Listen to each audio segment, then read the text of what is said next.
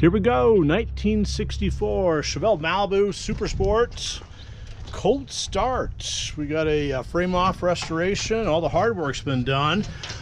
Just want to show you that the car's been sitting outside for, gosh, a good 12, 14 hours here. We put it outside. My hand is on the exhaust manifold.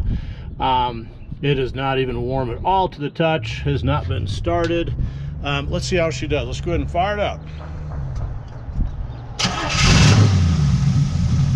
All right, up and running, 283 cubic inches coming your way. Freshened up, nice running engine here. Let's take a look underneath. Let's take a look at what we got in the exhaust here. We got some cherry bomb bumpers, I believe, some glass packs. Just got cherry bombs with their glass packs. Look over here, it's kind of cool too. You can uncap it if you want it.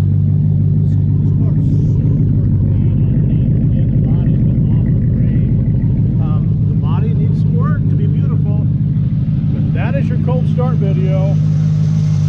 Running good. Doing what it's supposed to do.